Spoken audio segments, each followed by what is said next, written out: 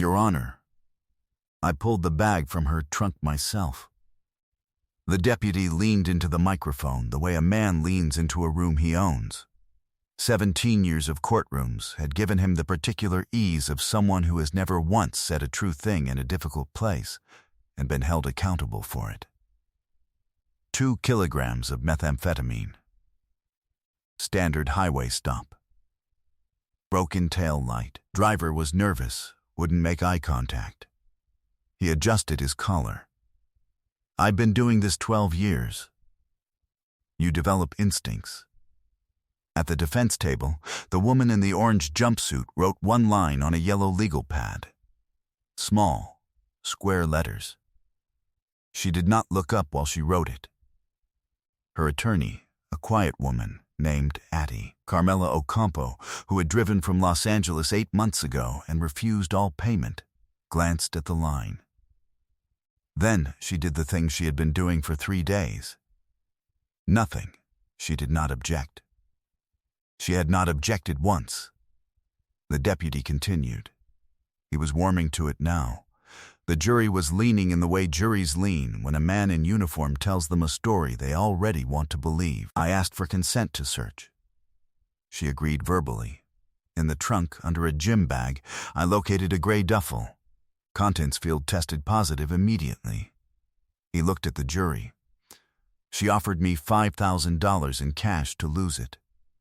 Right there on the shoulder of the highway. The woman at the defendant's table underlined the word she had written. The word was oath. She did not look at the deputy. She was doing arithmetic. She had been doing it for 8 months. And she was almost finished. Before we go any further into this story, type 777 in the comments and tell us where you are watching from. If you believe that the truth does not need to be loud, it only needs one person willing to carry it long enough, please like this video, subscribe, and stay until the very end. Because what walks through those courtroom doors on the last morning of testimony is going to change everything you think you just watched. Her name was Marisol Vega Santos. She was 38 years old. And she had been the most dangerous person in that courtroom since the moment the bailiff brought her in.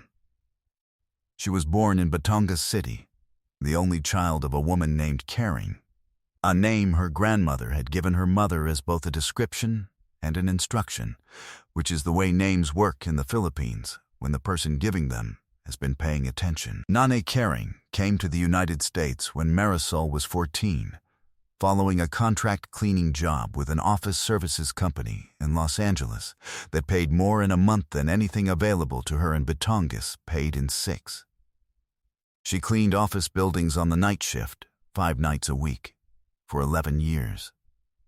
She never complained about the hours. She complained, occasionally, about the industrial cleaning solution that dried out her hands, and she solved this with lotion from a Filipino grocery on Vermont Avenue and the particular practicality of a woman who identifies problems she can fix and does not spend energy on the ones she cannot. Marisol grew up watching her mother and learning the difference. The night before Marisol was called to testify in a labor dispute case at 16, a case involving unpaid wages for Nane Caring's colleagues at the cleaning company, a case where Marisol had been an eyewitness to a foreman's instruction to underreport hours. Nane Caring sat with her at the kitchen table and said the things she had been building toward since the day they arrived. Marisol, the truth does not run from the people who chase it. It waits for the people who deserve to find it. Marisol had looked at her. What if the people in the courtroom don't want to find it? Nane Caring had considered this. Then you make sure it is still there when they change their minds. She testified the next morning. The foreman's lawyer was aggressive, and the foreman was well connected, and the verdict took 3 weeks and was partial, which meant the workers got some of what they were owed and none of what they deserved. But the deposition was on the record. The numbers were on the record. 3 years later, when a different case with a different judge reopened the same company's practices, the record was there, and it mattered. and the final settlement was full. The truth had waited. Marisol went to college on an academic scholarship and law school on stubbornness, and joined the Federal Bureau of Investigation's Civil Rights Division at 29, because a woman at a recruitment fair told her the work was underfunded and thankless and often invisible. And Marisol had looked at her and said, "That sounds like the most important work available." 9 years later, her internal evaluations said the same thing across 5 different supervisors. Reads the room before the room knows it's a room. She had worked undercover operations in 4 states. She had built cases that took 2 years and collapsed in a single hearing. She had sat in difficult rooms, in difficult clothes, performing difficult versions of herself. And she had never once, in 9 years, been made. Her supervisors attributed this to tradecraft. Marisol attributed it to her mother, who had spent 11 years being invisible in office buildings at 2 in the morning and had taught her daughter that the most powerful position in any room is the one nobody is watching. The letter that opened Operation Bayanihan came from a Filipino community pastor named Rodrigo Manalo. It was 4 handwritten pages, mailed to 3 government offices, and opened at only one, the FBI's Los Angeles field office, by an intake coordinator who read it twice and sent it upstairs. Manalo had been visiting parishioners in Dalton County for 6 years. He had been writing down names for 4, the names of Filipino and Latino men and women, domestic workers, farmhands, delivery drivers, small business owners running late routes, who had been arrested on the same stretch of highway late at night by the same narcotics unit, with the same evidence appearing in their vehicles like a card trick nobody had asked to see. 37 names. 37 cases, every complaint buried in the same department, every public defender counseling the same plea, every family spending money they did not have on lawyers who told them the jury would believe the deputy over them. Manalo's letter ended with a sentence Marisol kept folded in her wallet for 16 months. "I am not asking you to believe us. I am asking you to count." The Bureau counted. The pattern ran back 7 years. Operation Bayanihan was opened on a Tuesday. Special Agent Marisol Vega Santos volunteered before her supervisor finished the briefing slide. She spent 16 months as a ghost. A cash courier for import businesses along the Dalton County corridor, businesses that preferred, for various legitimate reasons, to keep their logistics informal. She drove the highway. She let the narcotics unit notice her. She let Deputy Craig Dunbar build a file on a fiction while she built hers on documented fact. Names, dates, radio transmissions, the specific choreography of how evidence moved from a deputy's trunk to a defendant's vehicle in the 40 seconds between a cruiser pulling over and an officer approaching a window. She was 4 weeks from closing when something broke. A records request that hit the wrong database screen. A clerk who mentioned it to the wrong person. Nobody ever determined exactly which. What matters is that on a Tuesday night in October, Deputy Dunbar went to his trunk before he went to her window. In the booking room, photographed and printed and issued an orange jumpsuit 1 size too large, Marisol was permitted 1 phone call. It lasted 9 seconds. Her supervisory agent, Victor Tanaka, answered on the first ring and was already reading the arrest alert. She heard him reach for the extraction, the protocol that would burn 16 months but remove her from a cage within 48 hours. She said 4 words, "Let it run." "Go," he argued. She had expected him to argue. She let him finish, and then she explained, in the flat, unhurried register that her instructors at Quantico had labeled "rattles never," the arithmetic that Dalton County had never once performed on itself. Complaints die in drawers. Internal reviews die in committees. Civil suits take years and settle for amounts that powerful departments can absorb without changing. but perjury, committed in open court, under oath, on the record, in front of 12 citizens and a judge, in a county that had been watching the trial of the mysterious drug courier since it opened, perjury gets a docket number. To catch a man who lies for a living, you do not stop him from lying. You give him a witness stand, and you let him build the federal case himself, one confident sentence at a time. Victor Tanaka ran it to the top floor. The Department of Justice signed off with conditions nobody liked. A civil rights trial attorney named Carmela Ocampo took a leave of absence and drove to Dalton County, where she became the cheapest defense lawyer in the county. And a filing cabinet moved into the skull of a woman in an orange jumpsuit, where no search warrant could reach it. Before they took her jewelry at booking, Marisol had asked to hold her bracelet for one moment. The officer, a young man who had not been there long enough to be comfortable with cruelty, had allowed it. It was thin gold, the kind sold at the Filipino shops along Mabini Street in Manila. Her mother had given it to her the morning she left for Quantico. Inside the clasp, engraved in letters small enough to miss if you were not looking, Toto. Truth, she held it for the moment she had asked for. Then she handed it over. It went into a property evidence bag. The bag went onto a shelf. And Marisol Vega Santos went into Dalton County Jail, where she would spend 240 days doing the work that remained.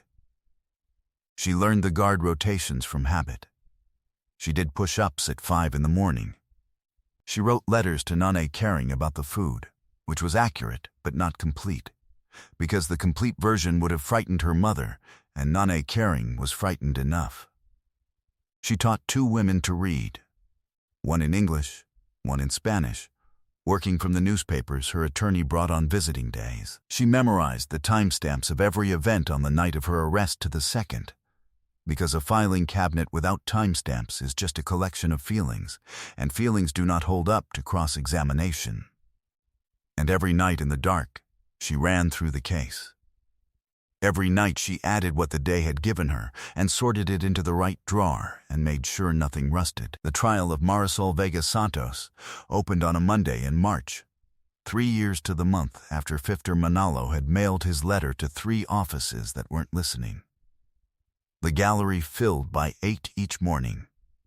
Filipino and Latino families from across the county who had driven before sunrise. A true crime podcaster with an external microphone. A reporter from a Los Angeles paper who had started paying attention when she noticed that 37 cases could not be a coincidence, and had been writing about it in the back pages for 2 years, where nobody with power had yet looked. And in the second row, every morning, a small woman in a good coat who had taken the bus from Los Angeles at 5:30 in the morning and would take it back after the evening session.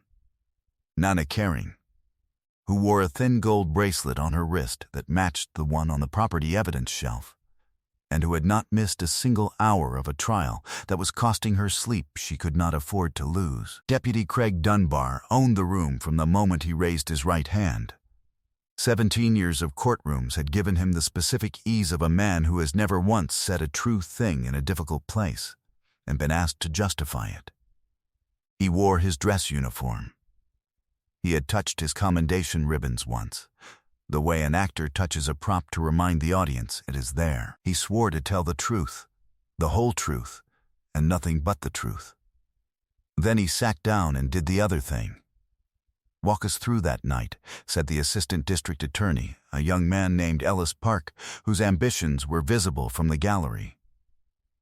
Routine patrol on the Dalton corridor. Vehicle with a malfunctioning tail light. Initiated a stop. Driver appeared nervous, avoided eye contact. I have 17 years of instincts. Every one of them activated simultaneously. What happened next? I requested consent to search. She agreed verbally.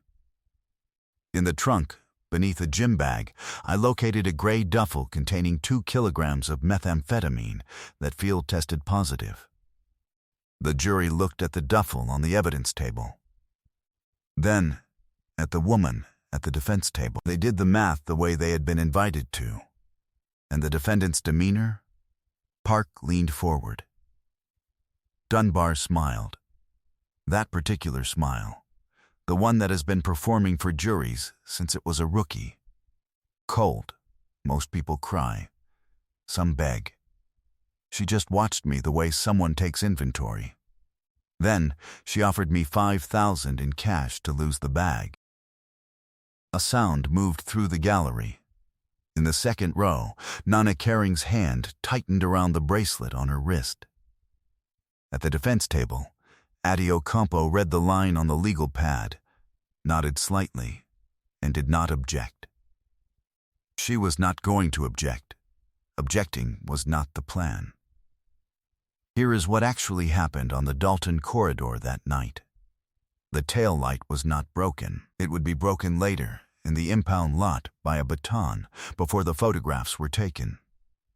The vehicle was not weaving. Marisol had held it 2 miles under the limit for 7 miles because she had spotted the unmarked cruiser at the rest stop, and a trained thought had spotted her back. They know. Dunbar had not approached her window first. He had walked to his own trunk. She watched him in the side mirror, the rain making the glass uncertain, and she had understood with the calm of a woman doing arithmetic at the edge of something very bad exactly how the next year of her life was going to go. She had watched him shoulder a gray duffel bag. She had thought, with the specific clarity that arrives in the worst moments. The timestamp. Note the timestamp. She had noted it. The arrest report listed her consent. She had given no consent. There had been a hand on her collar and gravel under her palms and rain finding the back of her neck while the cuffs went on wet. Somewhere above the rest stop pumps, a camera on the highway authority pole looked down with the patience of a machine that has no reason to look away.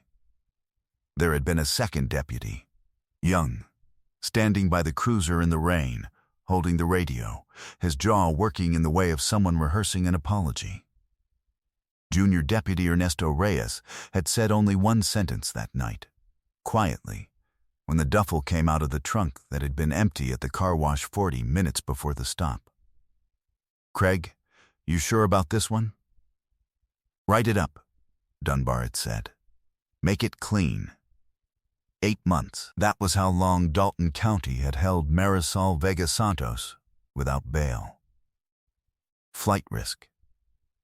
No verifiable employment under her cover identity. No family in the county except a small woman who cleaned offices in Los Angeles and rode the 5:30 bus. On the second day of testimony, against the advice of every precedent in American criminal defense, the defendant took the stand. The assistant district attorney could not conceal his relief. He had sharpened his cross-examination overnight. He came in with the confidence of a man about to open a gift he has already shaken and identified. "Miss Vega Santos, what do you do for a living?" She looked at him with the consideration of someone who has been asked a question with many correct answers. "I find things that are hidden," she said, "and I make sure they stay found." Park smiled at the jury, inviting them to be amused with him. You understand how that sounds. No employer on record. No tax returns under your name for the past 3 years. A vehicle registered to a courier company that ceased operations 4 months before your arrest.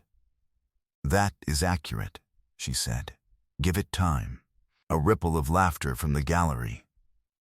"The unkind kind." Park smiled with it. "You are facing 20 years, and your answer is, give it time.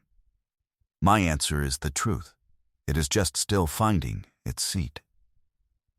The judge, a woman named Judge Elena Reyes, who had sat on this bench for 14 years, looked up from her notes at that. Something in the phrasing stayed with her, the way a familiar melody stays with a person who cannot identify the song. Park changed lanes. Walked the jury through the stop. "Your version." And Marisol Vega Santos did something that had never happened in the 14 years Judge Reyes had presided in that courtroom. She recited it. At 9:41 in the evening, I passed the Highway 14 rest stop westbound. Deputy Dunbar's unmarked unit, County Plate 7734, was parked nose out at the fuel island with its lights off.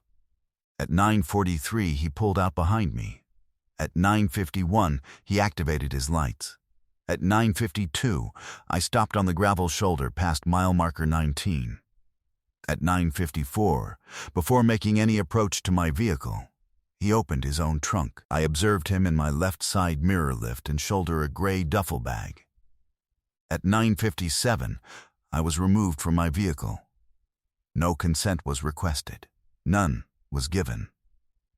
The courtroom had gone the specific quiet that arrives when a room understands it has just heard something exact.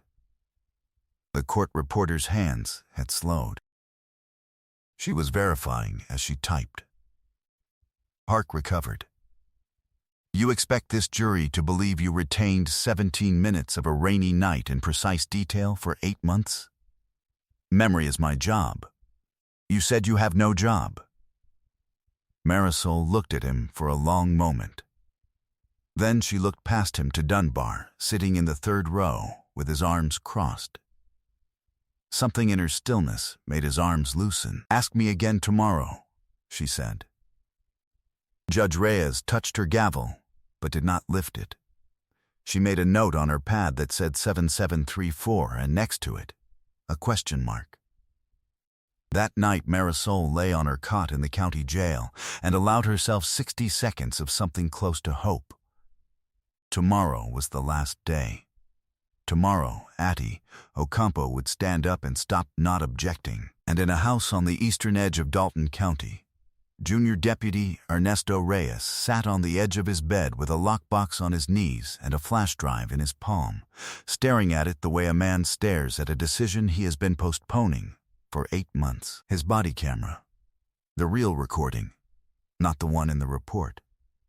The one he had pulled from the system before it synced to the department server and locked in this box under his bed because he was 29 years old and had not yet found a reason to use it that felt survivable, sat in his hand in the dark. He had watched a woman recite 17 minutes of her own destruction to the second in a courtroom that afternoon. He had written the same 17 minutes in a notebook that same night, 8 months ago, because he was a deputy who believed in documentation even when he did not believe in what the documentation was being used to do. At 11:47, he opened his phone, scrolled to a tip line number he had saved under a fake name months ago and never used. Typed 6 words. I was there. I have everything. He pressed send before he could become the person who deleted it.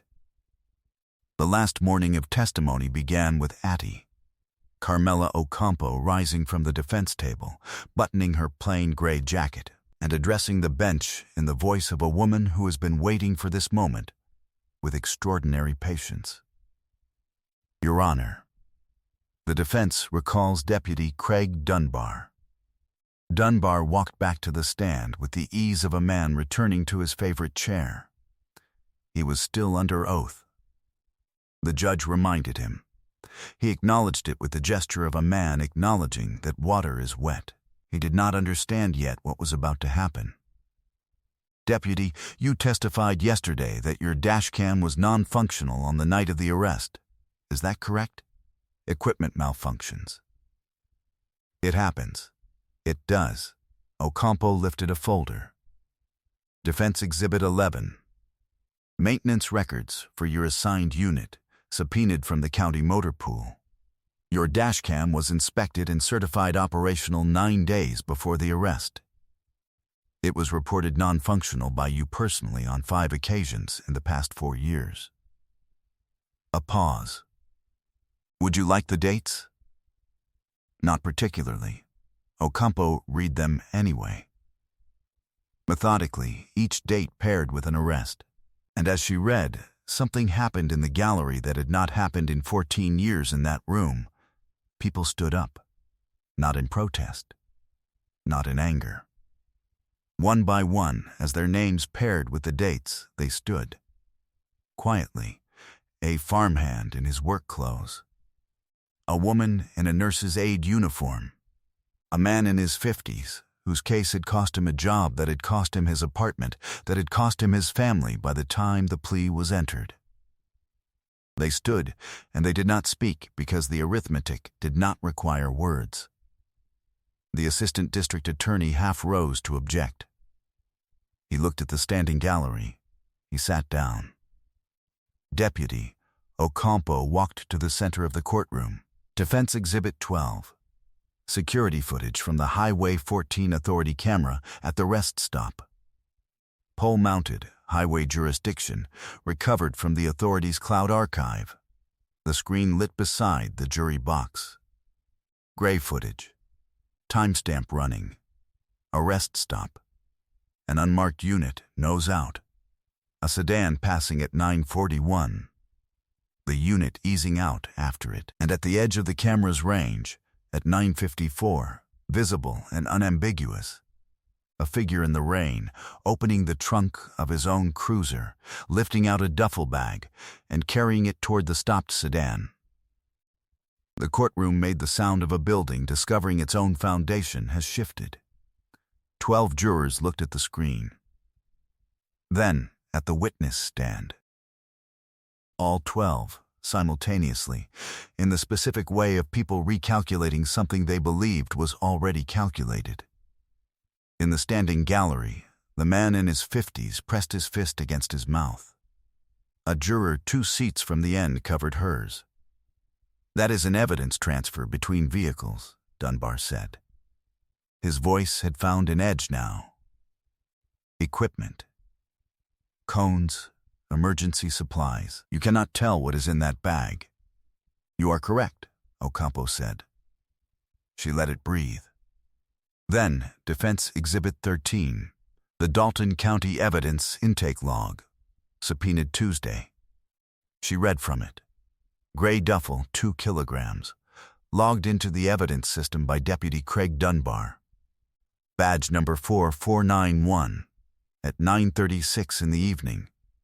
She looked up. "Your arrest report states you discovered the bag at 9:58. Deputy, walk this jury through how evidence you discovered at 9:58 was logged into the county system at 9:36. 22 minutes before you found it." Silence has physical weight in a courtroom. This one pressed against the benches. That is a system error. Whose system error? The county labs. The log is generated automatically from your cruiser's scanner. Your badge number authorizes the entry.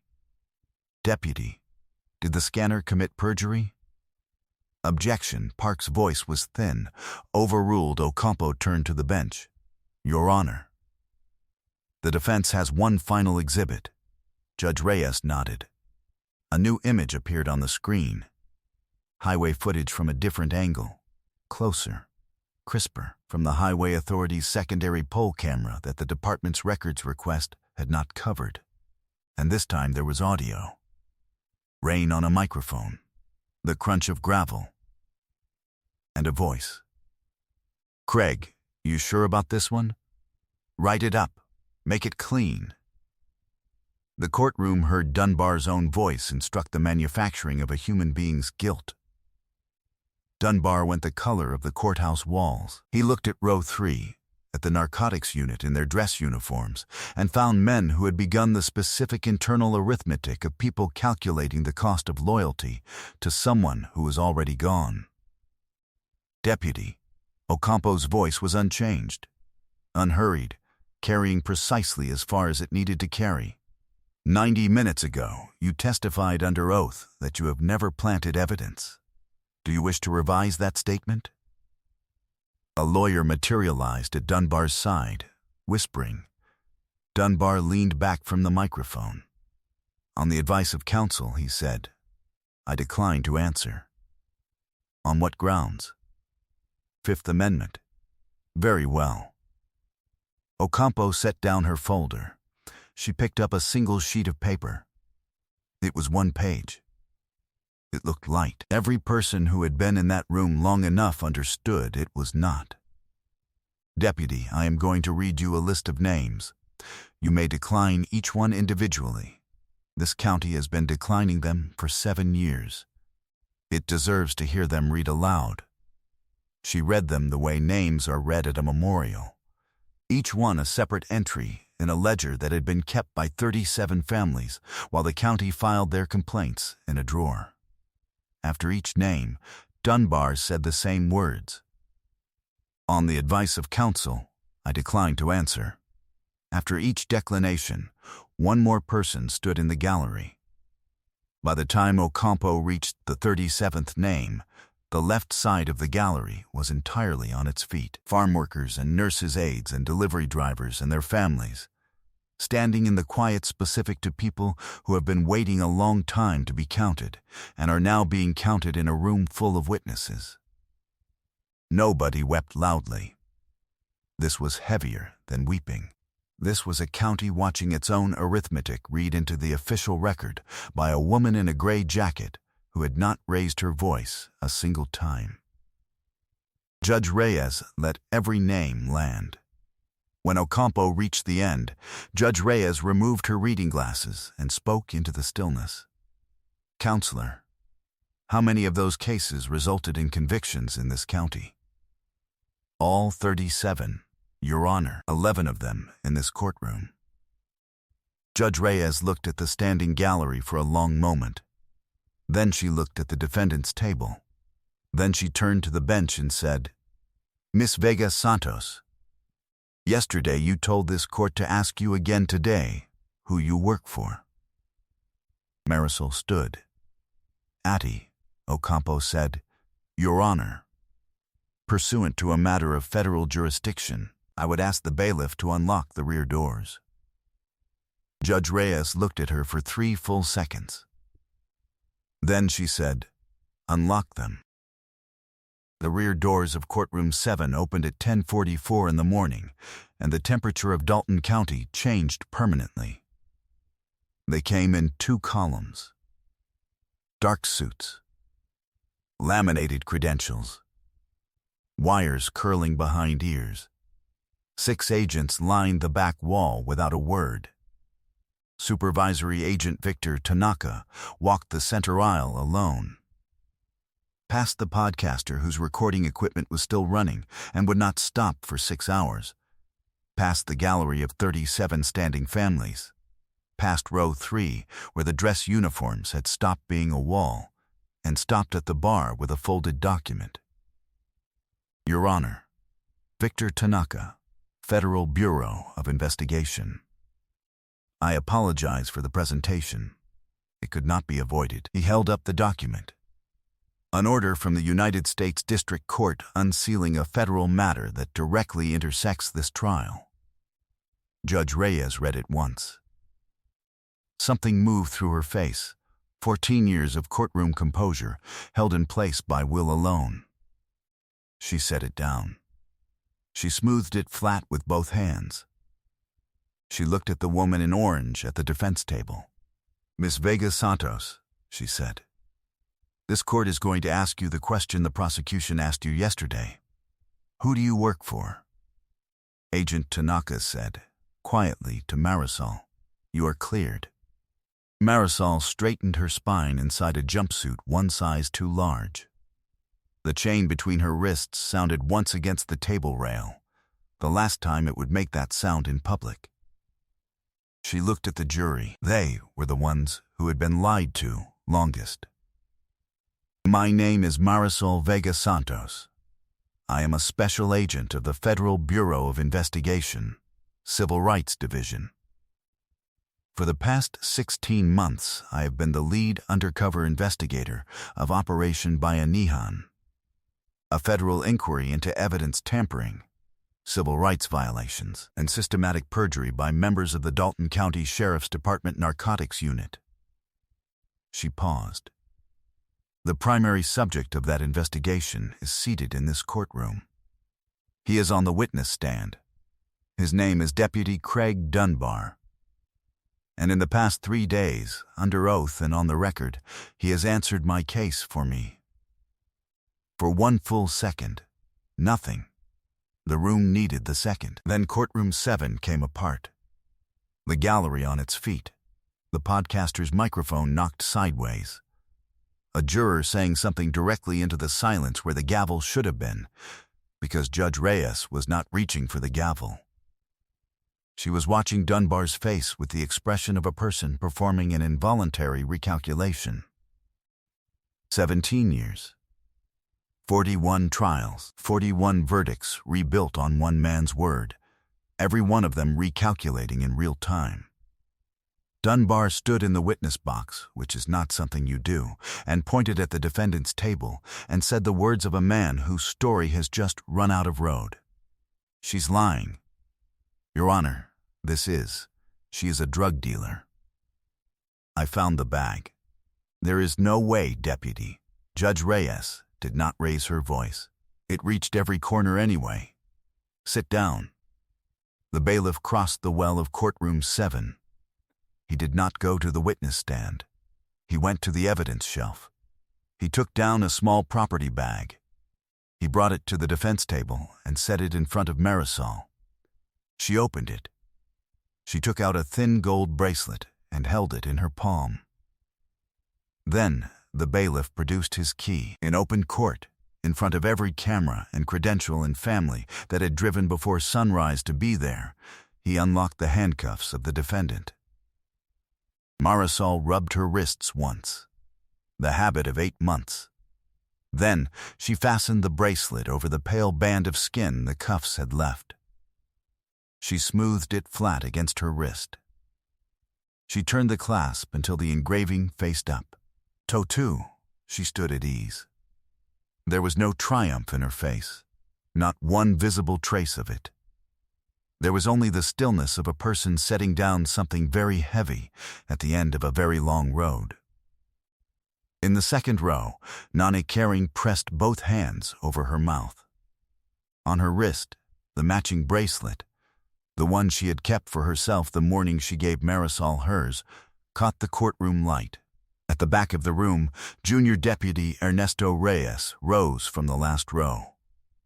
He walked to the bar on legs that had taken 8 months to make their decision, and he placed 2 objects on the table in front of Atty. Ocampo, gently, like a man putting down weight he is not sure he deserved to carry. A flash drive. And a departmental radio. Junior Deputy Ernesto Reyes, Dalton County Narcotics Unit. I was on Highway 14 on the night of the arrest. He looked at the judge, at the agents, at the 37 families standing in the gallery. His voice broke once, and he let it break. I have been carrying the truth in a lockbox for 8 months. I would like to stop carrying it now. What happened next took 38 minutes, and Dalton County will study it for the next 40 years. Judge Reyes did not clear the courtroom. She said, on the record, that the county had watched this case begin in the dark, and it would watch it end in the light. Junior Deputy Reyes's body camera footage went on the screen where the highway footage had played. His angle, rain on the lens, the trunk opening, the duffel on Dunbar's shoulder, and sound. "Craig, you sure about this one? Write it up. Make it clean." The courtroom heard it again in Reyes's voice, louder, clearer, from 2 feet away. The sound of a crime being commissioned by the man who had just spent 3 days performing his innocence under oath. Ocampo approached the witness stand one final time, unhurried, the same way she had done everything for 3 days. "Deputy, you testified this morning that you have never planted evidence. You have now heard the recording from your partner's body camera, logged at the moment you assigned him. Do you wish to revise your testimony?" Dunbar's lawyer whispered urgently. Dunbar leaned into the microphone for the last time. "On the advice of counsel, I invoke my Fifth Amendment right and decline to answer all further questions." Ocampo nodded. She walked to her table. She picked up a single sheet of paper, the same one she had read the names from, and held it toward the bench without looking at it. Your Honor, the defense moves to dismiss all charges against the defendant with prejudice and requests the court formally enter the federal matter into the trial record. Judge Reyes granted both motions in 11 seconds. Then she set her gavel down on the bench and did not pick it up, because what she needed to say did not require a gavel. It required the room to be exactly as quiet as it was. Agent Vega Santos. She said the title slowly, like a woman correcting something that should have been correct from the beginning. You spent 8 months in this county's custody for a crime that was constructed in the 60 seconds between a trunk opening and a window approaching. You sat at that table, and you let this court treat a performance as evidence and treated you as scenery, and you trusted the law to correct itself at greater cost than the law had any right to ask of you. She paused. This court failed you before it found you. That will be in the record because it belongs there. She looked at the standing gallery. To the 37 families in this room, the review of your cases begins this afternoon. I will personally authorize every order the process requires. Every one. She looked at Deputy Dunbar on the witness stand. Deputy Dunbar, you came into my courtroom and you performed. You performed well. I believed you. That is my weight to carry, and I will carry it. But you will not walk out of this building the way you walked in. She nodded to the agents at the back wall. At 11:29 in the morning, in front of the jury he had performed for across 17 years, Deputy Craig Dunbar was taken into federal custody. They cuffed him at the witness stand. The cuffs made the same sound hers had made for 8 months. He looked for help on his way up the aisle. He looked at the assistant district attorney, who was staring at a legal pad with nothing useful written on it. He looked at row 3 and found men who had already begun composing the statements their own lawyers would advise them to make. He looked, last of all, at the woman in orange standing at the defense table. Marisol Vega Santos looked back at him without triumph, without anger, without anything he could borrow to reframe what was happening to him. She said the only sentence she would ever spend on him, for the record. Deputy, every minute counts. The case against Marisol Vega Santos was dismissed that same afternoon. The assistant district attorney rose, buttoned his jacket with hands that were not quite steady, and moved the dismissal. He chose his words with the care of a man who knows they are being recorded and will be played at 2 federal trials. To his credit, he added a sentence that was not required. The people of Dalton County apologized to the defendant. Judge Reyes granted the motion. Then she looked at the woman who had spent 240 days inside a lie and said, "You may go." Nane Caring was at the bottom of the courthouse steps. The country watched the embrace on every network that evening. Neither woman said a word the cameras caught.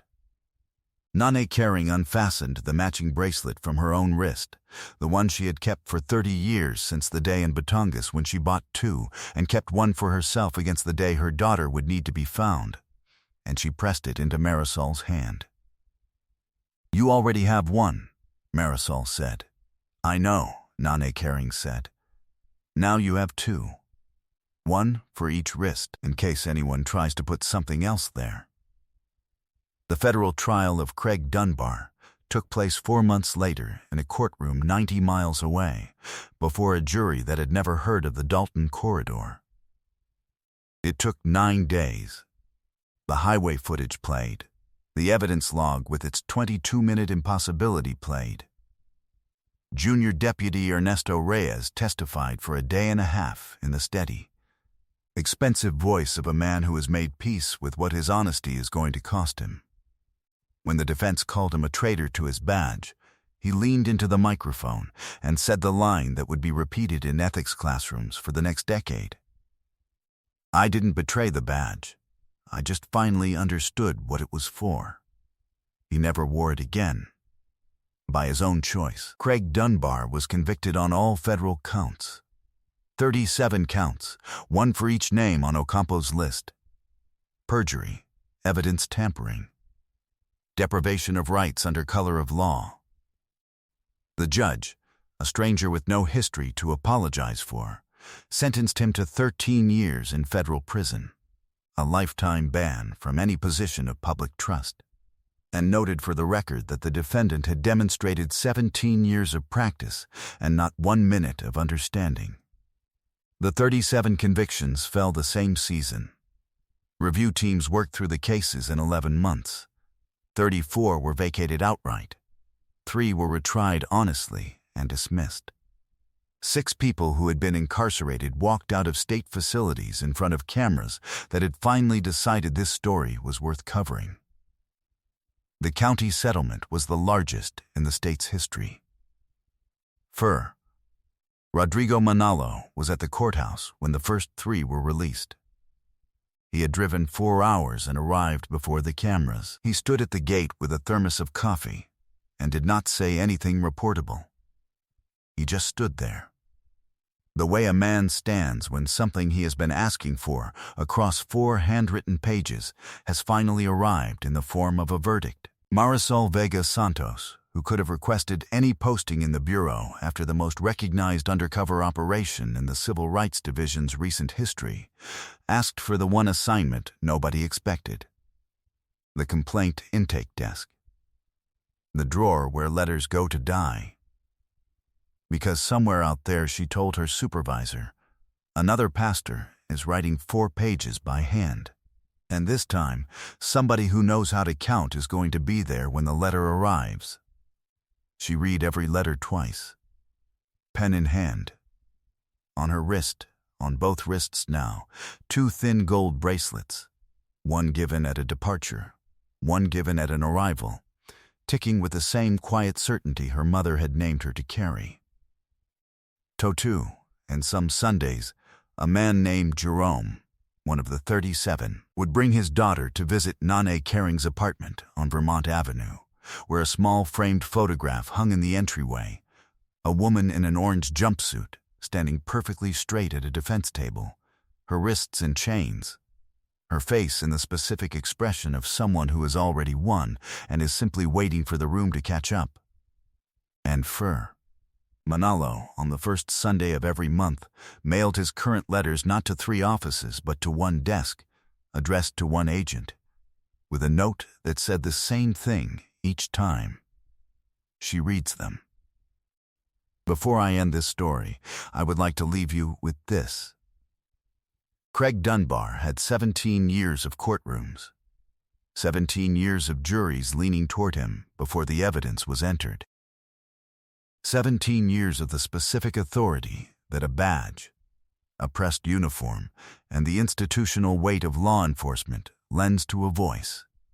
An authority so familiar, so expected, that challenging it requires not just evidence, but the willingness to be the person who stands in the room and insists the evidence is there. Marisol Vega Santos spent 8 months being that person in an orange jumpsuit. She did not shout. She did not perform. She sat at a defendant's table and memorized timestamps and ran a filing cabinet inside her skull and waited for the system to produce a witness stand and a man whose confidence in his own invulnerability would do. In 3 days, under oath, what 16 months of undercover work had been building toward. She let him build the case. She let him add the details that weren't in the report. Let him improvise the consent. Let him give the jury the bribe that hadn't appeared in any documentation until it appeared in his mouth. She sat in a cage and let a liar lie himself into a federal indictment because she understood something that the 37 families whose names were on that list had learned the hard way. The truth does not run from the people who chase it. It waits for the people who deserve to find it. And sometimes, when the person carrying it is patient enough, and precise enough, and willing to pay whatever it costs to keep it alive until the room is finally ready to hear it, the wait ends in a courtroom, in 11 seconds with a Bilif's key. And a bracelet that says Totu catches the light. If this story moved you, share it with someone who needs it today. Like this video, subscribe to this channel, and we will see you in our next story.